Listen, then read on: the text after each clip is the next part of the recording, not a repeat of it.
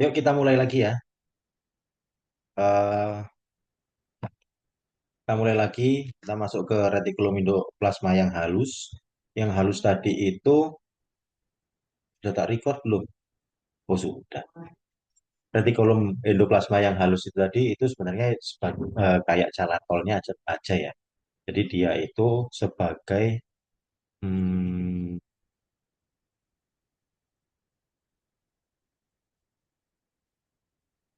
pengeluaran, tempat pengemasan sama pengeluarannya itu tadi yang diangkut oleh retikulum endoplasma.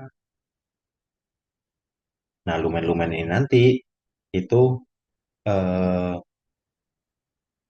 akan membentuk sebuah tunas ya, yang akan disebut sebagai vesicle transport. Jadi vesicle transport ini nanti yang akan molekul-molekul baru dan vesikelnya sendiri itu adalah wadah pengangkut intraselulernya sendiri yang berisi cairan dan bisa terbungkus oleh membran. Nah, retikulum endoplasma yang halus ini nggak semua sel punya ya. Yang banyak punya retikulum endoplasma halus itu adalah yang sel-sel yang dikhususkan untuk metabolisme lipid. Nih, misalnya adalah sel yang mensekresi hormon steroid turunan lipid misalnya di kelenjar adrenal nanti. Kemudian dinding retikulum endoplasma halus juga mengandung enzim-enzim pensintesis lipid.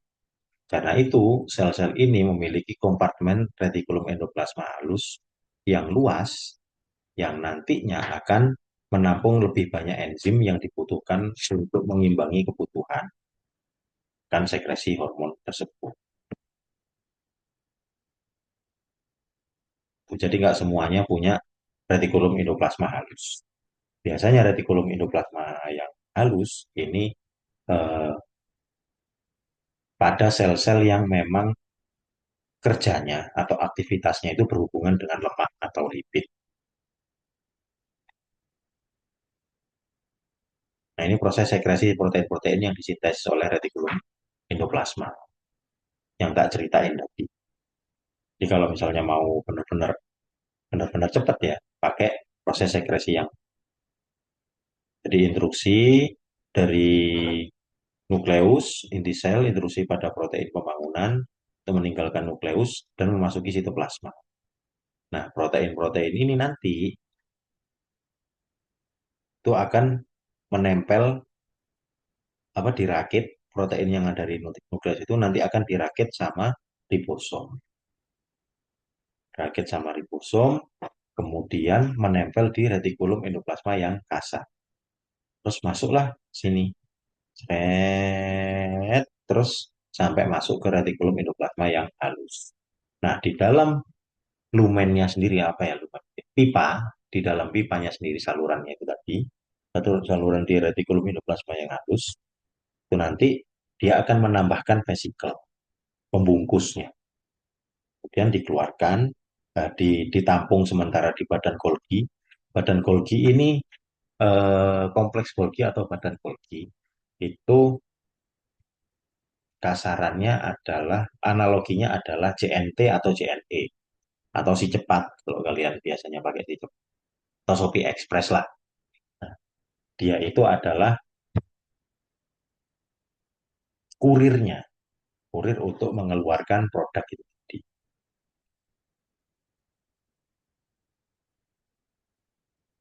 Ya, jadi paham analoginya ya. Si kompleks Golgi atau badan Golgi itu nanti menjadi kurirnya serta dia penampungan sementara untuk menseleksi atau storage gudang-gudang. Oke, jadi sebuah produk yang ada di pabrik, pabriknya di mana? Di retikulum endoplasma yang kasar. Nah, kemudian yang kasar, terus habis itu yang di produknya itu tadi nanti akan dikeluarkan. Dikeluarkannya itu melalui jalan tolnya sendiri biar lebih cepat ke retikulum endoplasma yang halus. Nah, di retikulum endoplasma halus itu nanti biar lebih gampang, biar lebih cepat lagi dia dibungkus.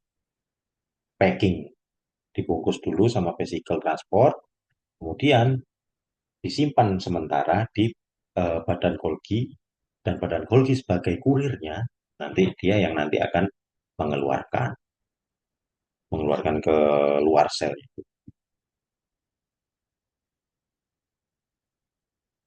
Ya, itu jalan ceritanya.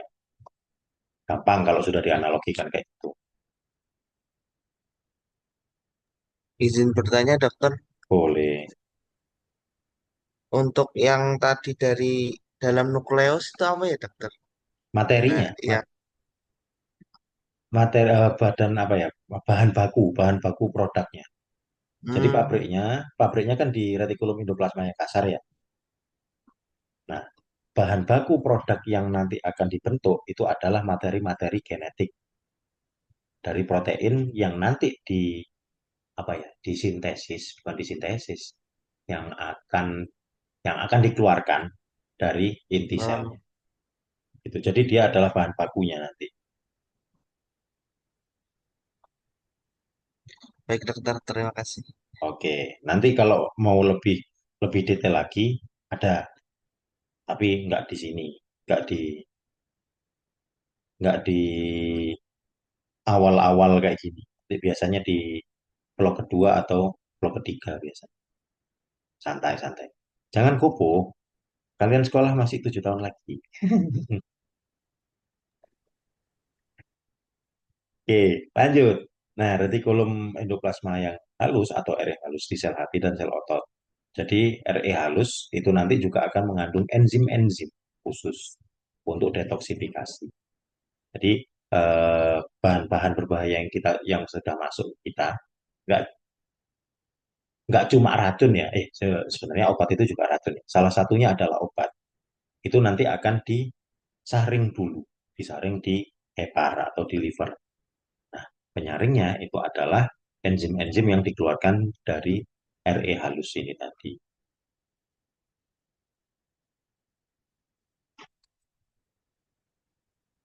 Tuh.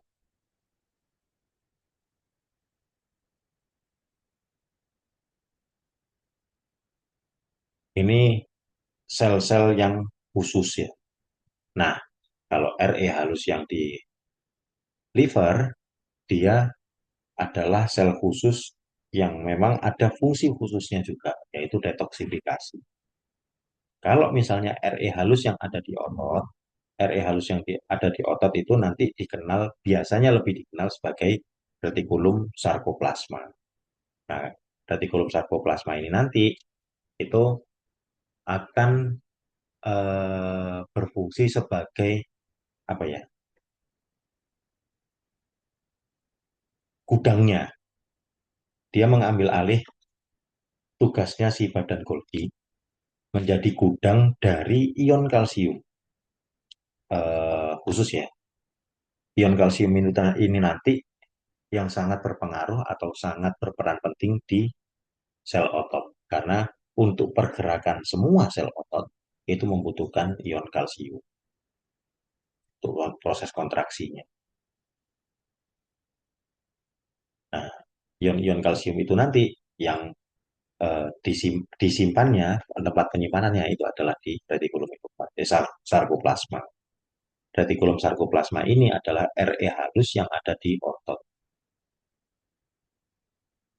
Nah, sudah kesinggung sedikit tadi badan Golgi atau kompleks Golgi. Jadi kompleks Golgi ini sangat berkaitan dengan retikulum endoplasma. Dia adalah kurir. Ya, analoginya adalah kurir. Ini sebenarnya itu tersusun atas tumpukan kantong-kantong gepeng yang sedikit melengkung dan terbungkus membran, tidak bersentuhan satu sama lain. Nah, ini definisinya aja ya. Jumlah kompleks Golgi itu nanti juga bervariasi bergantung pada jenis selnya.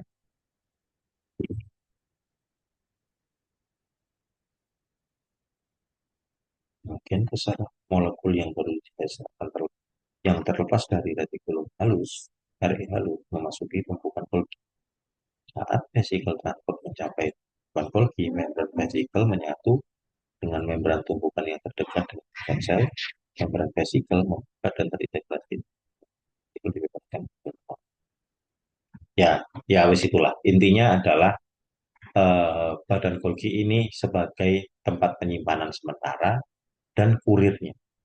Nanti si dari retikulum endoplasma itu tadi setelah di packing, paket-paket itu tadi itu nanti akan ditangkap oleh badan Golgi atau kompleks Golgi ini.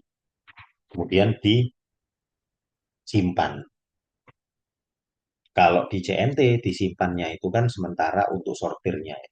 Ini paket yang ini nanti arahnya kemana, ini arahnya kemana, ini arahnya kemana. Ada yang keluar kota, ada yang keluar negeri, ada yang keluar pulau. Nah, itu disortir aja. Tapi kalau di kompleks Golgi, enggak. Kalau kompleks Golgi yang sudah dipaketin, sudah produk itu tadi, protein itu tadi itu sudah dibungkus oleh vesikel transport, dia nanti akan ditangkap dan disimpan.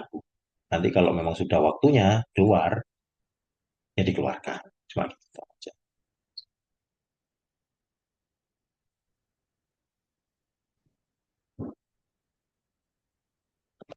Oh, enggak sih ternyata. Jadi ada fungsi lainnya. Jadi selain memang benar-benar cuma menyimpan dan mengeluarkannya itu sesuai waktunya saja. Ternyata kompleks Golgi ini itu ya benar-benar kayak JNT. Dia nanti akan menyortir, kemudian ditentukan destinasinya kemana, apakah keluar sel atau dalam sel atau sampai ke sel yang jauh.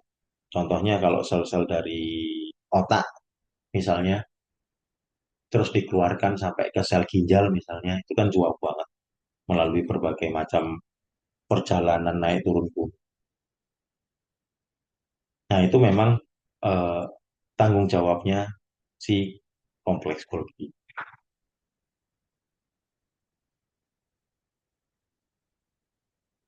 Ya, bentukannya kompleks Golgi. Kalau dari preparatis itu, kalau diilustrasikan seperti ini. Nah, ini adalah vesicle transport paketnya. Jadi protein-protein itu tadi, kelihatan ya, protein-protein itu tadi itu nanti akan dibungkus oleh sebuah membran. Kemudian nanti dikeluarkan dan ditangkap oleh kantong Golgi. Disimpan sementara.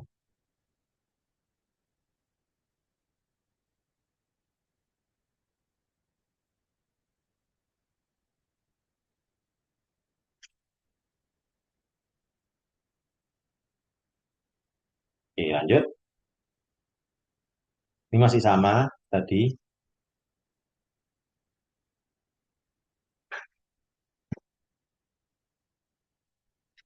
Nah, untuk proses keluarnya, nih dari mulai 5 sampai 6 ini. Untuk proses keluarnya itu cara seperti ini. Jadi dari vesicle secretory yang ada di sitosol, yang sudah benar-benar sudah paket, yang sudah siap, dan dikeluarkan oleh badan Golgi, ini namanya exositosis. Vesicle secretory ini nanti akan menyatu sama membran plasmanya dulu.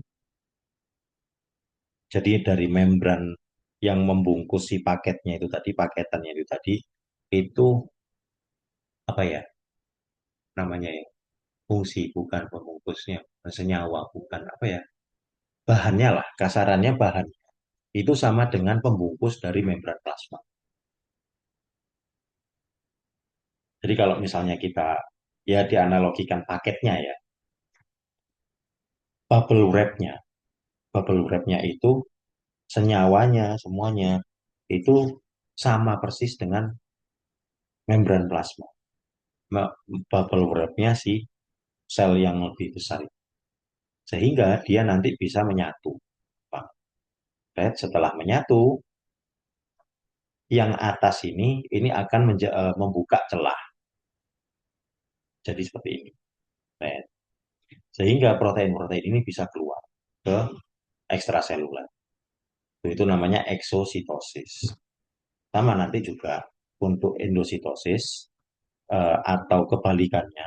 Jadi memasukkan senyawa-senyawa atau protein yang memang dibutuhkan untuk sel, itu caranya juga bisa seperti itu.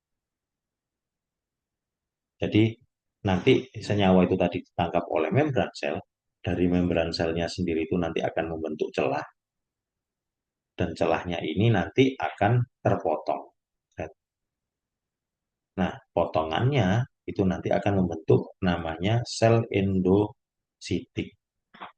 Nah, sel endositik ini sama, nanti akan eh, apa namanya, ditangkap juga.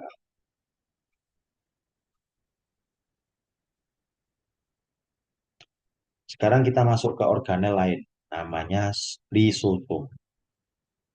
Lisosom ini merupakan organel kecil degradatif terbungkus membran yang nanti akan menguraikan molekul-molekul organik. Jadi dia adalah lambungnya, dia adalah pengolah limbah.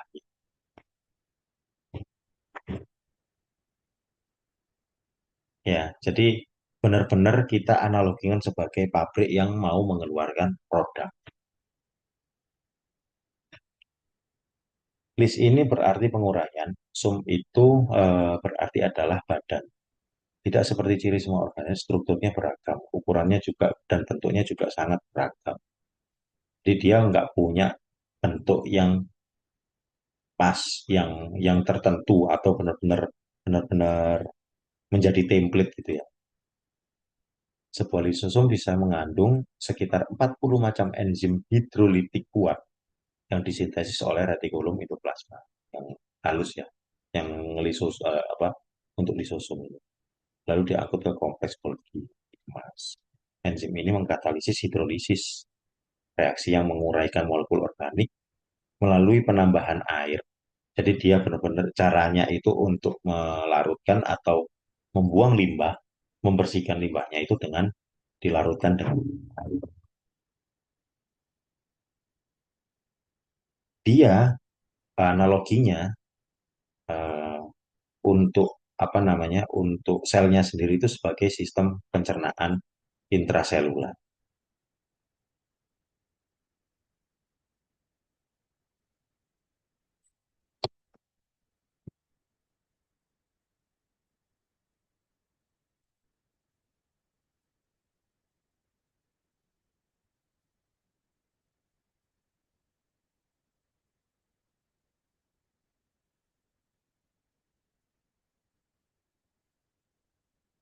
Mana peroksisom? Sebentar.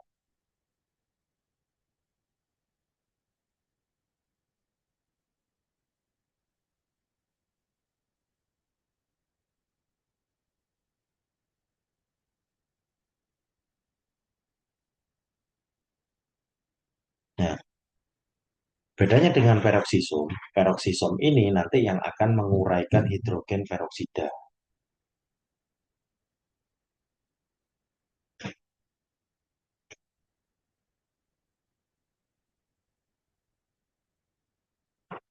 Jadi sama-sama sebenarnya lisosom dan peroksisom itu sebenarnya adalah sama, cuma beda yang diuraikan. Kalau yang untuk lisosom, dia menguraikan eh, apa namanya,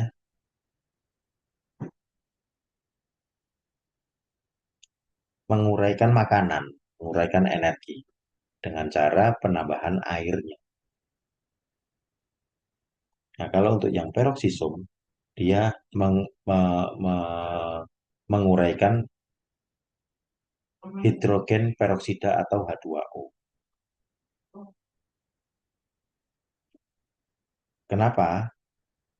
Karena dia untuk H2O hidrogen peroksida itu nanti sangat berpotensi toksik, merusak selnya. Sehingga, oh sorry, aku tadi ngomongnya lisosom ya, yang pengurai limbah itu ya. Yang pengurai limbah itu yang peroksisom. Sorry. Balik. Jadi dia yang benar-benar zat sisa yang memang sangat merusak untuk sel sendiri, itu nanti akan diuraikan atau dicerna oleh peroksisom. Ya, pengurai limbah. Nah, kalau untuk yang lisosom, lisosom ini adalah sistem pencernaan dari sebuah sel. Jadi nanti dia yang akan mengurai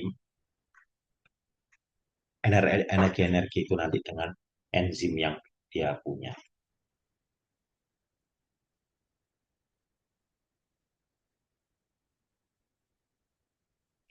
bahan ekstraselur. Nah, jadi misalnya eh, apa namanya, kalau mau dianalogikan ke pabrik ya,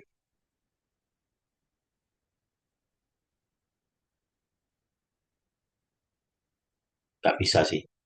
Kalau kalau dianalogikan ke pabrik nggak bisa. Jadi lisosom sendiri itu nanti akan menjadi sebuah sistem pencernaan di dalam selnya itu tadi.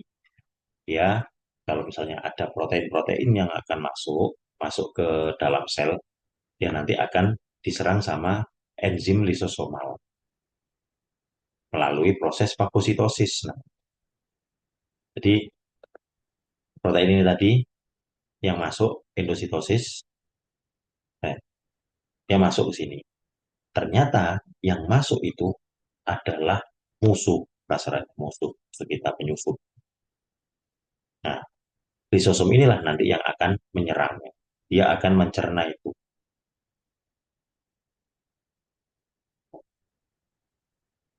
Endositosis sendiri nanti akan berlangsung dengan tiga cara. Pinositosis, endositosis yang diperantai dengan reseptor, sama fagositosis. Yang pertama adalah pinositosis. Pinositosis ini bisa dikatakan dengan sel minum. Jadi setiap cairan yang ada di luar sel atau cairan ekstrasel CES diserap secara non-selektif, membran plasma ini nanti akan mengelempung ke dalam, kemudian membentuk kantong yang berisi CES yang masuk itu tadi. Nah, potongan itu nanti yang akan dicerna oleh si lisosom.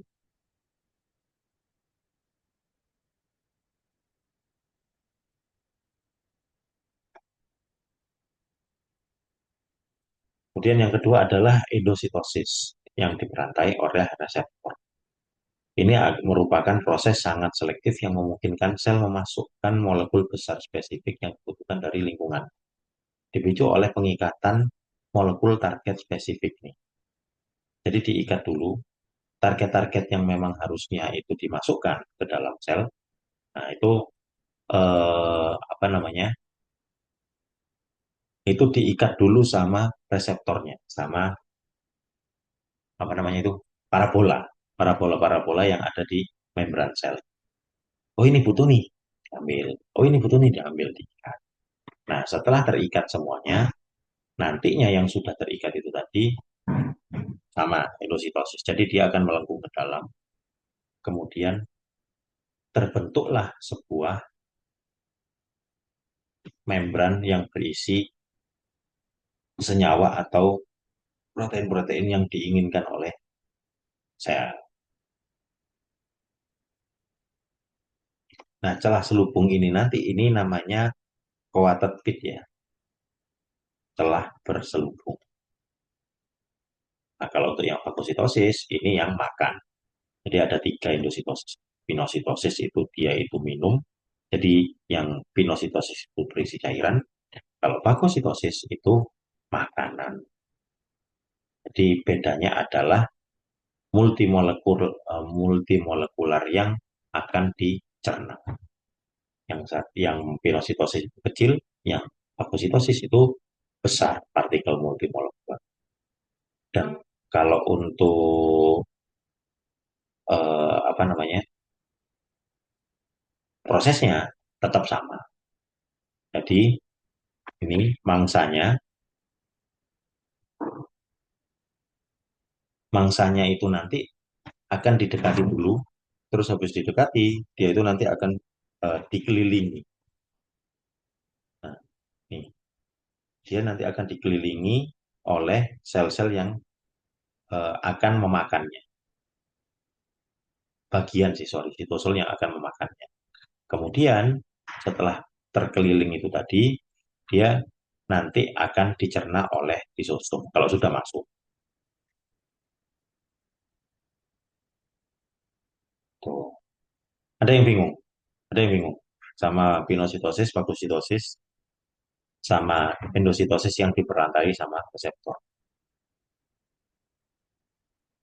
Aman kan ya? Itu cuma perbedaan cara mereka makannya, cara makannya aja. Sama apa yang dimakan.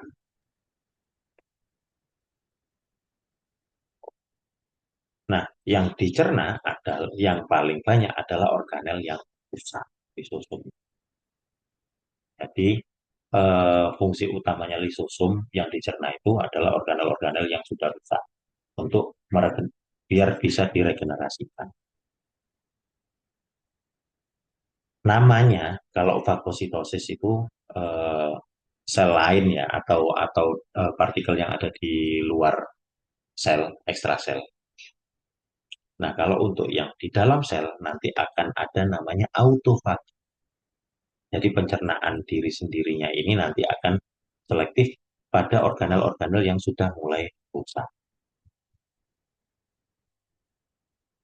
Nah, celakanya kalau misalnya seseorang itu nanti nggak bisa membentuk satu atau lebih enzim lisosomal yang dia nanti akan mencerna organel-organel sel yang rusak, maka analoginya adalah kayak orang-orang yang menimbun barang-barang rusak di kamar.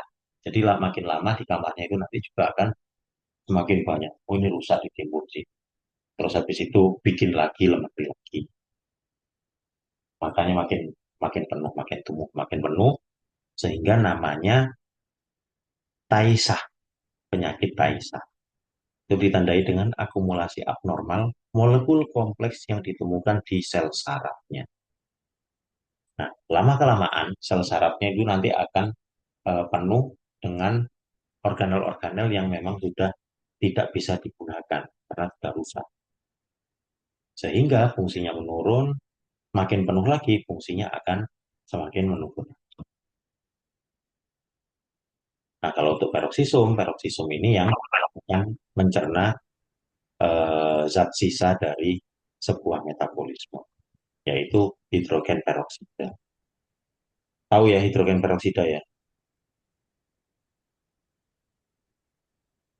yang kalau kena biasanya dipakai buat bersihin-bersihin sesuatu, bersihin darah misalnya atau apa. Terus kalau misalnya kena darah sampai muru, sampai benar-benar yang berbusa banget kayak gitu, terus jadi panas.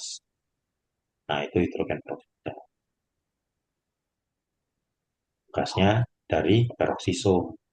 Dia memakai enzim oksidatif kuat untuk mengurai ion hidrogen sama ion eh, oksigennya.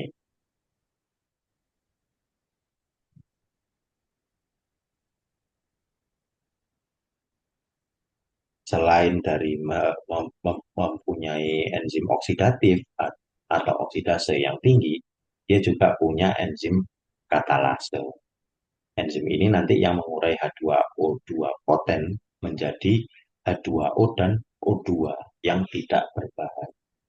Jadi kalau peroksisum, kalau dianalogikan pabrik, ya dia adalah pengolah limbahnya.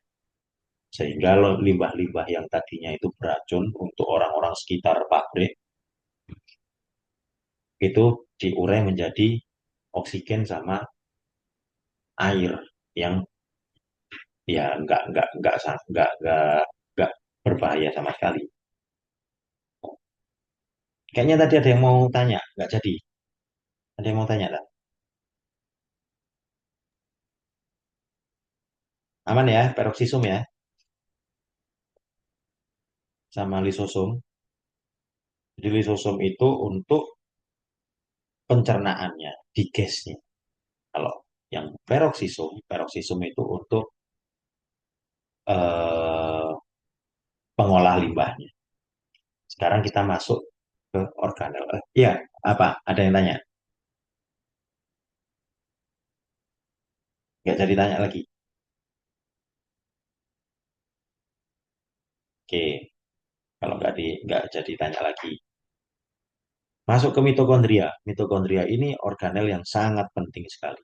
Jadi dia nanti akan menghasilkan sekitar 90% energi yang sel dan konsekuensinya seluruh tubuh permukaan itu pakai untuk bertahan hidup dan menjalankan fungsi.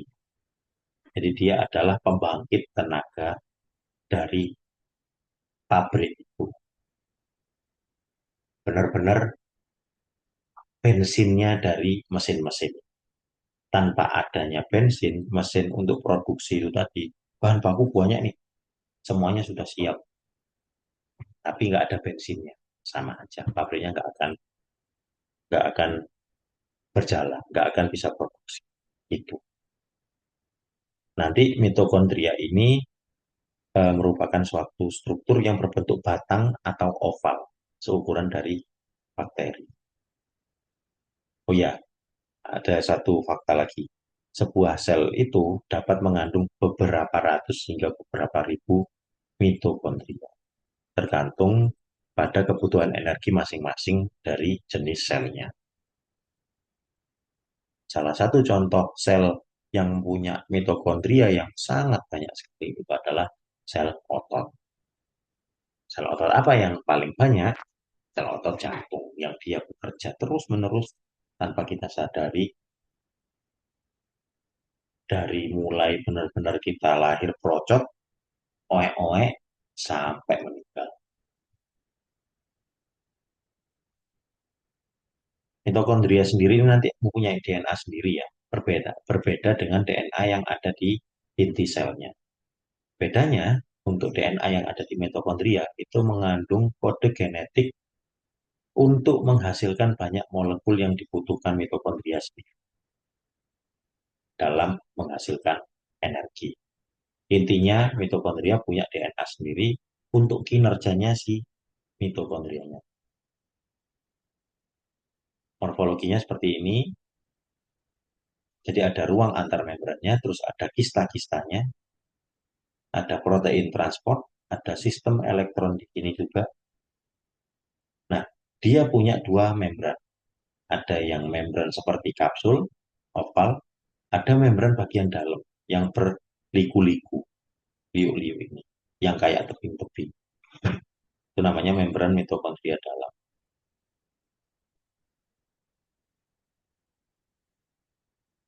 Nah, semua membran yang berliuk-liuk ini itu nanti dinamakan matriks mitokondria.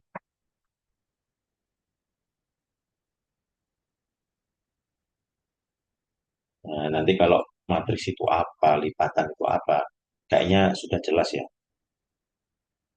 Intinya di matriks itu nanti itu akan mempunyai banyak sekali enzim yang terlarut. Itu untuk mempersiapkan molekul nutrien atau apa namanya membentuk si energi. Mitokondria sendiri yang biasanya biasanya sih disebutnya itu fungsinya sebagai respirasi sel. Padahal dia juga akan, nggak tahu ya, nggak tahu kenapa kok disebut respirasi sel. Mungkin karena membutuhkan oksigen ya. Dan dengan adanya oksigen itu peran utama, fungsi utamanya yaitu membentuk ATP atau energi. Sumber energi bagi tubuh di dalam tubuh kita itu adalah energi kimia yang tersimpan di ikatan karbon dalam makanan yang sudah kita telan. Jadi intinya semua energinya itu tersimpan dalam rantai ikatan karbon. Namun sel-sel tubuh tidak memiliki perangkat untuk menggunakan energi ini secara langsung, sehingga harus diekstrak. Sel mengekstrak energi ini dari nutrien-nutrien makanan, mengubahnya menjadi bentuk yang dapat digunakan, yaitu ikatan fosfat berenergi tinggi atau namanya adenosin trifosfat, biasa disingkat ATP.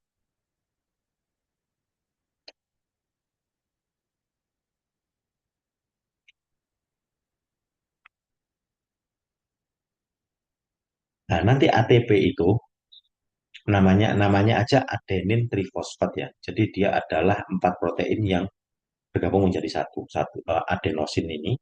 Kemudian dia punya 3 ikatan fosfat.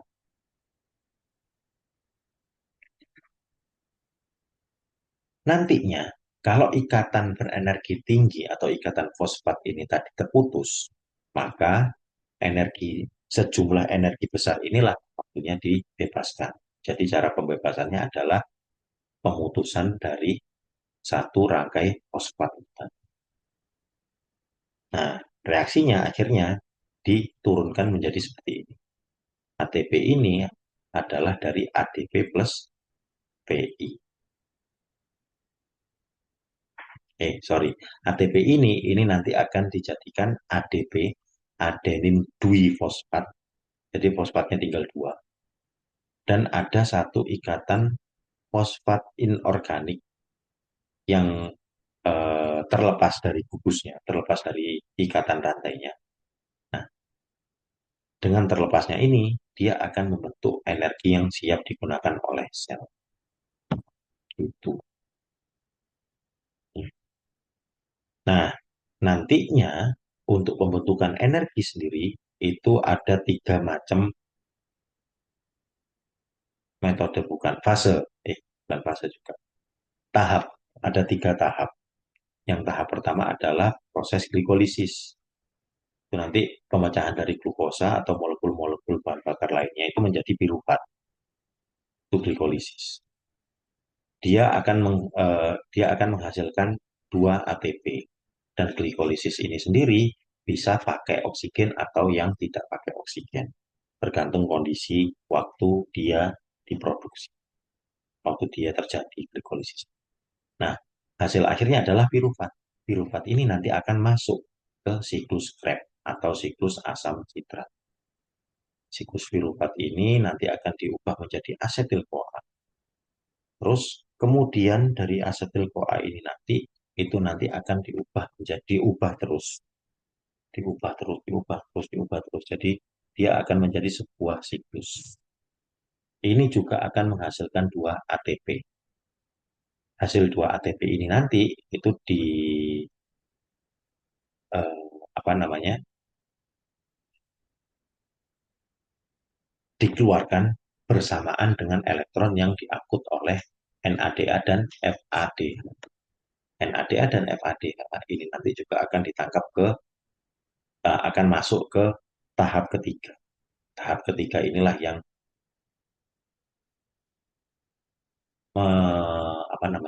menghasilkan energi paling banyak, yaitu 28 ATP. Nah, ini semua terjadi, enggak semua sih. Yang glikolisis ini terjadi di kitosol atau sitosol. Yang dua lainnya, siklus Krebs dan fosforilasi oksidatif, ini terjadi di mitokondria. Ini gampangannya. Nah, seperti tak singgung tadi, glikolisis itu bisa terjadi dua macam, bisa tanpa, bisa aerob dengan adanya oksigen tambah, bisa juga dengan anaerob. Hanya saja perbedaannya kalau anaerob, karena tidak ada oksigen, dia berarti memaksa. Kasarannya sih seperti itu. Dengan paksaan itu otomatis ada zat yang tidak diinginkan, yaitu asam laktat. Ini adalah zat yang tidak diinginkan yang ikut terproduksi dari glikolisis anaerob. Sangat dihindari.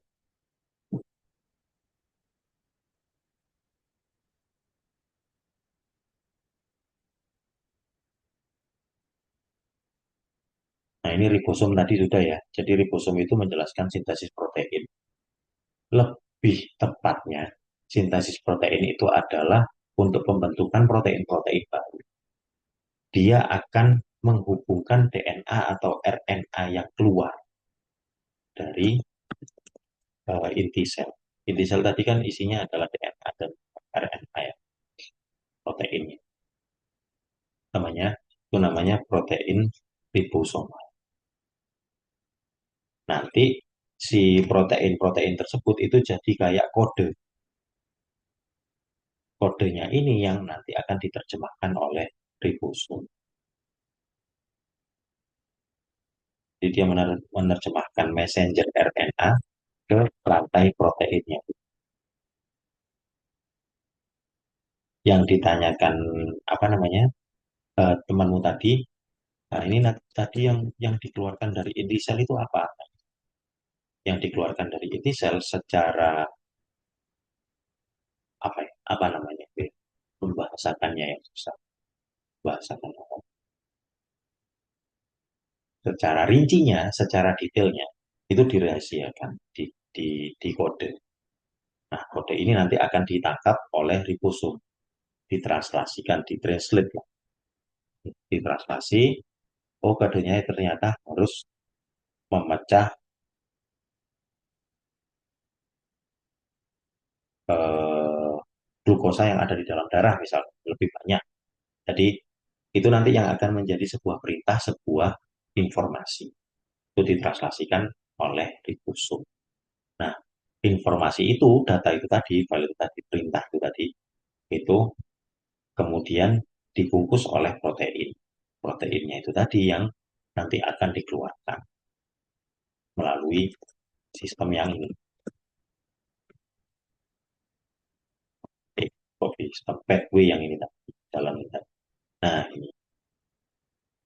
ini adalah materi genetik aja. DNA materi genetik kemudian ditangkap sama ribosom ditranslasikan. Messenger RNA-nya seperti apa, kemudian eh, sampai akhirnya terbahasakan, oke, okay, waktunya kamu untuk apa namanya, membelah diri misalnya ya, informasinya sudah tertranslate seperti itu. Oke, dimasukkan ke sini, habis itu ke RE halus dipaketin, paketnya ini segala macam, akhirnya produknya keluar. Produk keluar ini nanti ditangkap oleh sel di sebelahnya. Sel sebelahnya akhirnya pakai yang endositosis tadi. Dimasukkanlah protein itu tadi. Masuk, set. Ini yang sudah di sel sebelahnya ya. Masuk ke sini, terus habis itu dicerna. Oh, ini ternyata ada suatu kode nih. Cerna sama protein, protein oke, kemudian dimasukkan ke inti sel di situ. Nah, oh berarti kita sudah waktunya membelah diri. Akhirnya di sekitarnya juga membelah diri. Dan berkembanglah atau bertumbuhlah yang awalnya tanganmu cuma segini, jadi itu ceritanya. Itu juga salah satu yang tak singgung ini tadi adalah salah satu fungsi fisiologis komunikasi antar sel.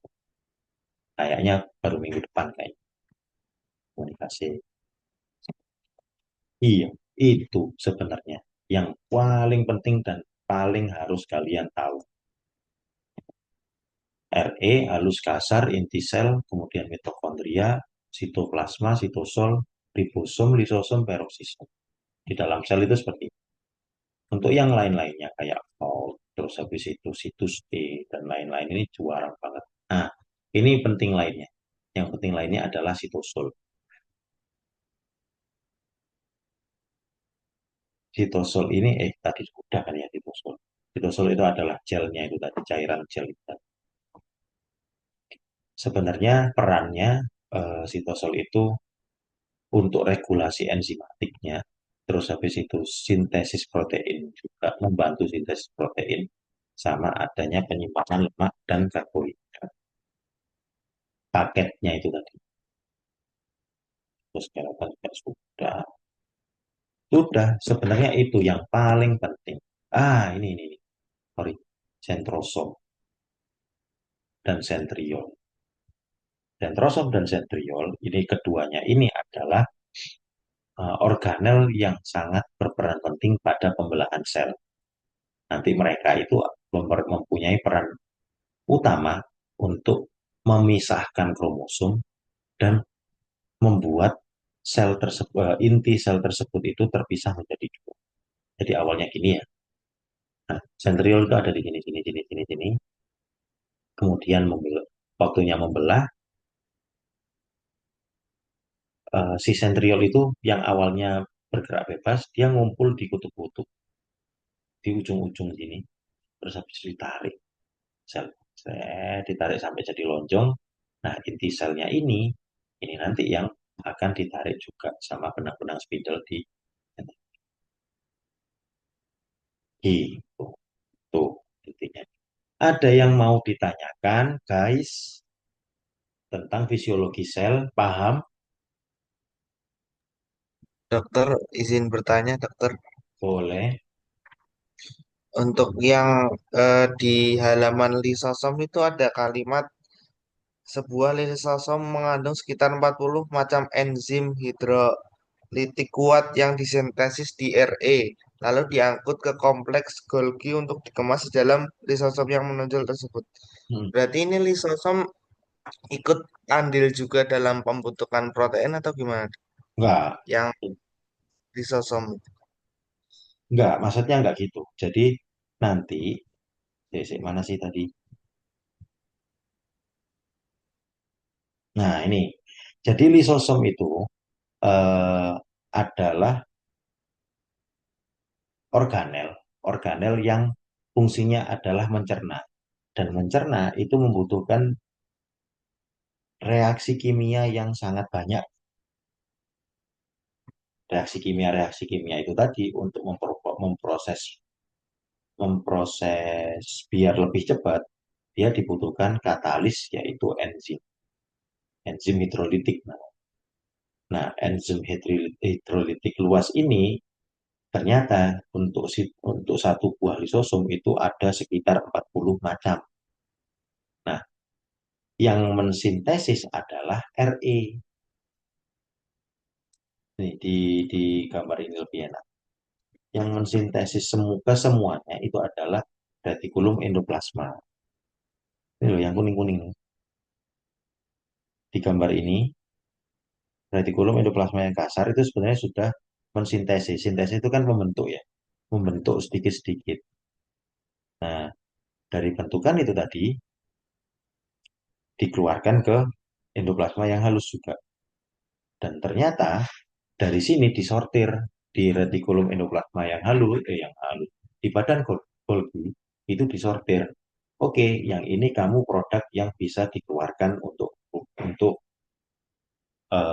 luar sel, sudah di eh, quality control. Nah, yang kuning, yang oh ini ternyata enzim nih, ini butuh nih untuk lisosom buat jaga-jaga. Dia disendirikan. Nah, akhirnya dengan disendirikan ini tadi, dia juga sama akan dibungkus, dipaketin, terus disendirikan lagi di sitosol, disimpan di sitosol, di cairan gelnya itu. Untuk kalau misalnya memang dibutuhkan proses digesti atau mencerna sesuatu dari sel.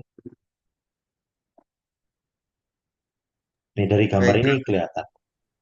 Terjawab ya? Jauh, Dok.